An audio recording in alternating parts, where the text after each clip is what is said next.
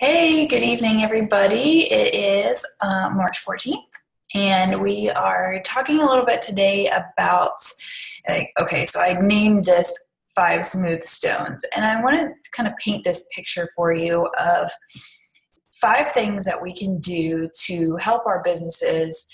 You can also relate this to the fitness journey, but it was kind of an outline that I had heard before, and I realized, wow, this relates so much to our business. And that happens a lot, honestly. Anything that I hear at church or through like devotionals and stuff like that, I can usually find a way to apply it to business because there's a lot about the Christian life when we talk about making disciples and we talk about, inviting people to a relationship with God that, that's a lot of what we do as coaches, but we're inviting them to a physical journey rather than the spiritual. But the two go hand in hand so often that makes it really easy for us to combine them when we do our groups. So one of the things that I want to just kind of go over with you before we get into it was just that Tuesday nights at 8:30 I will be doing these calls for a while, and hopefully you guys will find them to be useful in your journey that you're doing. So, hey, Kara. So hopefully you guys will get on and make Tuesday night a priority just for half an hour, and then I'll let you go. But these are some things that may help you as you go along. So we're about halfway through the month, and I know right now I'm in a midst of a free group, and the interaction is going pretty well. And I want to encourage you guys, if you've never done a free group before, to try them out. There are lots of scripts out there. I can help you out with various topics that you can use, but really it helps you to meet new people and network so much easier than just you find yourself inviting random people to like your page or be your friends. This way you have an in with other people and you get to meet more that can really use your help. So I went in last night and I welcomed everybody individually to the group who was new and started conversations. So I was up till midnight because I had 48 conversations. Not that they were like getting back to me all, but I had started them. I had reached out to 48 new people in this group, which sounds like incredible. I also did run an ad on my like page to promote it, but so many people got back to me, probably 10 different people got back to me, and I just left it open-ended questions like, what are some things that you'd like to see and achieve through this 1 week fitness challenge or this crockpot group? And so there were people that opened up and like gave me their life story. And then there were other people that were just like, hey, I'm just here for the recipes. So all that being said, there are tons of things out there to help you with a free group. If you've never run one before, let me know, and I would love to help you get started. It really is something that can bless your business. So, but enough of that. So today we're going to talk about five smooth stones. So we all probably know the story of David and how he took five smooth stones in the quest of beating Goliath. So this giant that stood before him, 9 feet tall and however much weight. I mean, I can't even imagine somebody 9 feet tall. So you go to a basketball game and you see the hoop and you're like, okay, that's 10 feet. So pretty tall. Big guy. So when we think about obstacles in our life and things that might be obstacles in our business, then sometimes they seem overwhelming. It seems very daunting that I'm not sure exactly how I'm going to overcome this, whether it is just like a personal struggle, like time management and things like that, or if it's really something on an outside force, like, a loved one dies or somebody else is critically ill, and it's really like your whole focus is going there. We hear these stories of coaches that have overcome tremendous obstacles in their life, and they're still hitting Success Club, and they're still moving their business forward despite these things that are coming at us from the outside, and those things that we have as obstacles just from inside of us, fear and these other things that can just come into play. So sometimes our obstacles are not necessarily people standing in our way like a Goliath, but sometimes they are. Maybe they are unsupportive family or unsupported spouse or other people that are, really just don't understand what you're doing, and so they're shooting arrows at you. So we have these different things that can come into play when we're trying to move our business forward, and we just feel like, this is something else that's just this giant standing in my way. So how do we get through this? How do we overcome this? So the 5 smooth stones is really just a picture of how to remember 5 things. So they're all with a P, so you can remember them, you can write them down. But the very, very first one is prayer. And I know that it's kind of like a trite thing sometimes for Christians to say, pray about it, or can you pray about this? Or, well, we just give it over to God. We just pray about it. But honestly, it's getting a phone call. That's why. Okay, sorry. But honestly, there's so much to be said for literally every morning placing your business in God's hand, because so many times we want to take it back. We want to say, we can do this. We can make this sale happen, or we can make this person make a decision, when we can't really do any of that stuff. That's like God moving in the situation. People come to realization, whether they're, when they're ready, that they need help. So our job is to pray that God opens doors, that he opens our eyes to see people that need us, and give us the words to say to those people.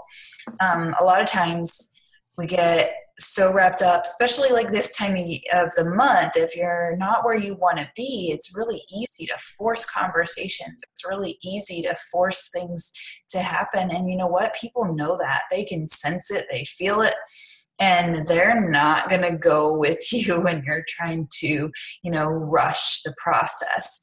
So every day, first thing, pray about, maybe it's praying about your unsupportive spouse. Maybe it's praying for those other people that might be acting as giants standing in your way. But ask God to just clear the obstacles, to bring the people to you that really need help, and give us the words to say and the actions to take that will help people.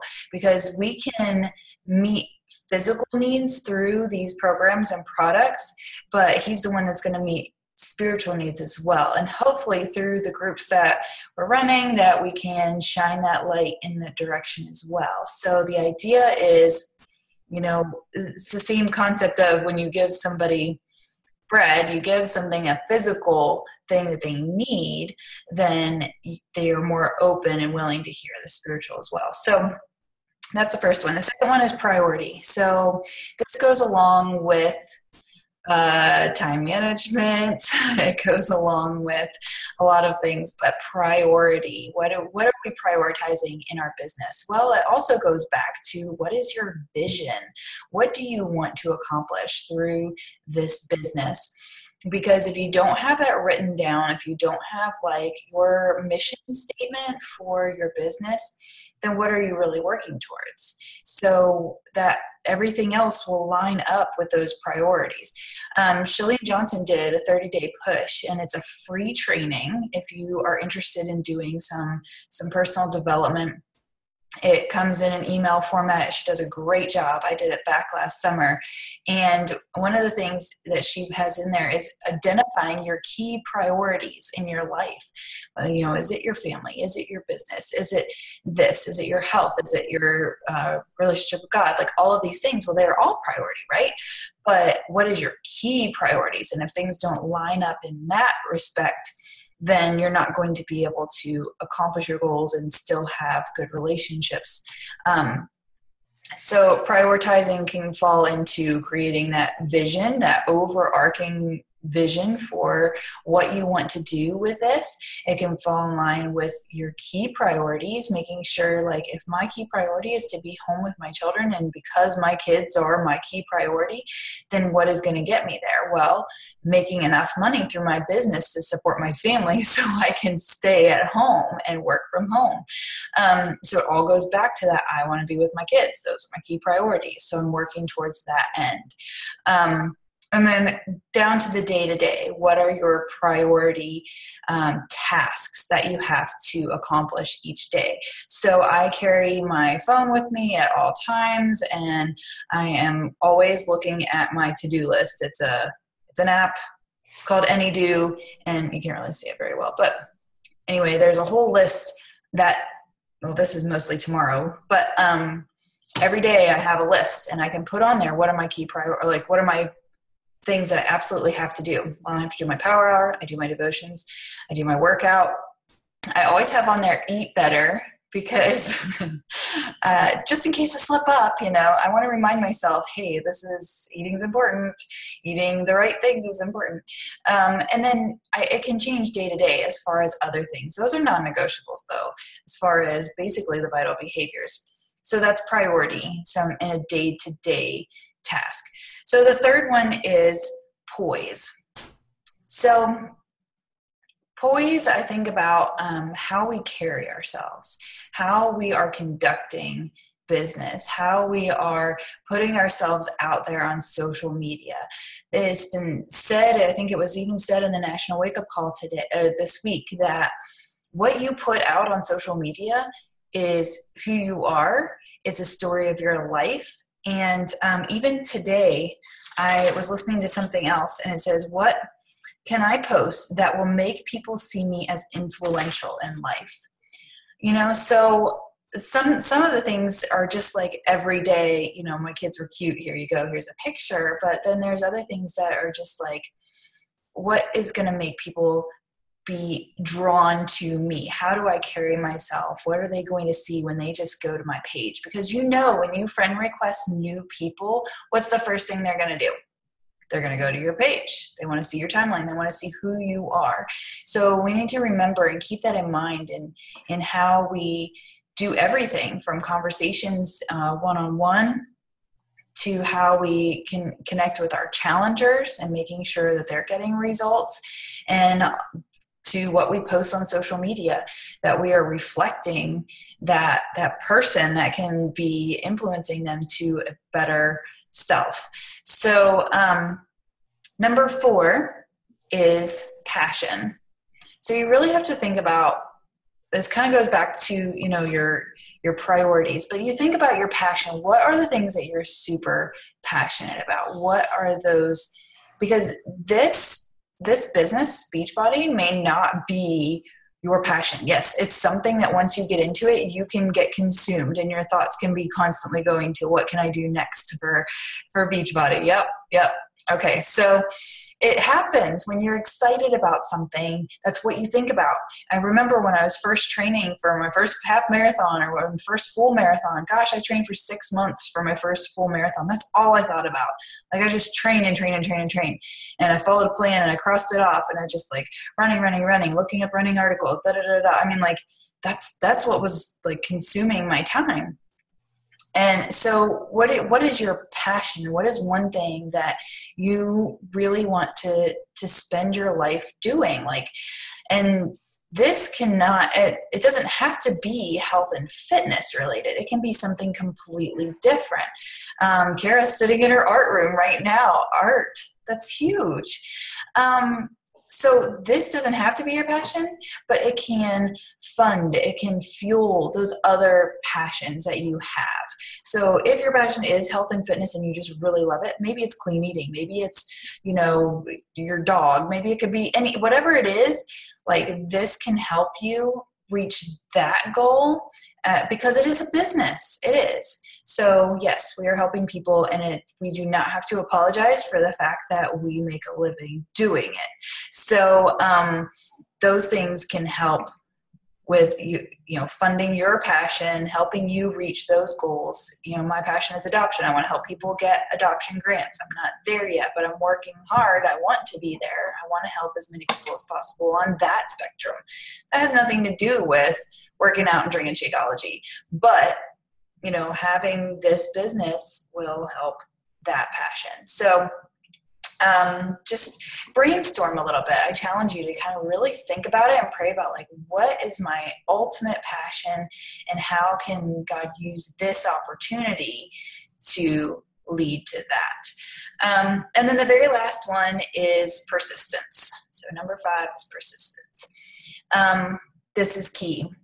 I was on a call when I was about 3 months into coaching with top coach Melanie Mitro, and it was something that stuck with me forever. She said, be here in a year. Now, maybe she didn't coin the phrase herself, but she said it, and I remembered it. And she went on to say, there's so many people that start something and they never see it through. They never see what their potential really is because they don't give it enough time. I never, ever, ever promise that this is a get-rich-quick business. It's not. This is something that is a slow and steady kind of thing. It can explode. You hear all these success stories all the time of people that have gone from 2-star to 15-star in a year's time and all of this stuff. So we want this like instant gratification because that's what gets highlighted. But you realize that is the highlight reel. That's not, the 400,000 other coaches. That's a few. Okay. So the way that people see success in this business is over time. They work hard. If you want to see it faster, then you invite more people, you do more work. But, a lot of people are just not in a place in their life where they can take that much time either away from their family or, sleep deprivation or whatever it is that it takes. There is no secret to this. You can get on any wake-up call or any YouTube video from top coaches or listen to any summit or anything, and you're going to find they're all saying the same things. Those vital behaviors are all the same. You invite your product to the product. You have recognition, you do your personal development. That's it. Okay, that is the secret. What the other secret is time, persistence, perseverance, sticking with it, be here in a year, because there's so many coaches that fall off after a few months. There's so many challengers that fall off after a few months. The stats are 3 months. 3 months is the average on Shakeology. 3 months. So, what would happen if those people would stay on it for a year? How would they see a difference in their health? Just in the group today, I saw a post from one of our challengers about how all her labs are so much better because she's been drinking Shakeology and working out and just getting healthier. So what does that do for the future, right? So same thing goes for your business. When you are here for a year and you see it, you're working hard and you're putting that time in, you're following those vital behaviors every day, you're going to see a difference. Maybe it's not going to be exponential growth, but if you are in this business for a year, this was the other thing. I was watching this YouTube video from an old summit, and they said, okay, everybody in the room that is working an outside job or a working beach body, did you give yourself a raise in the last year? And they're like clarifying, do you make more money this year than you did a year ago? And hands up everywhere. Yes. So then they said, okay, those people that work a traditional job, non-beach body, how many of you got a raise this year? Not as many hands. This is the truth. You can make yourself get a raise anytime you want to. Just go work, So there's so many times that people are not willing to put in the work. So if you are persistent in this business, if you're persistent in never giving up when it feels like you've got a giant standing in your way, then you're going to see some level of success. Now, your definition of success is different than maybe somebody else's. Maybe your definition is, getting the groceries paid, and maybe somebody else's is 7 figures. But you baby step it, and you look back in a year and say, yes, I gave myself a raise. I gave myself 100% raise in a year. And in my case, that's just about true. Like, I doubled my income in a year. So was it 6-figure income? No, but I doubled it. So that meant that something was going right. And that's the other thing, is when you do a job that you love, then it doesn't matter how long it takes. I mean, you have goals and things you want to reach, but when you really love what you do, then it doesn't seem like that much work. Like, you work hard, and sometimes some days are better than others as far as every aspect, really. But over time is where you're going to see the difference. Just like in a physical journey, people are not going to be losing 70 pounds overnight. It takes time. But when they stick with it, they see the difference, and they see that they can achieve that goal.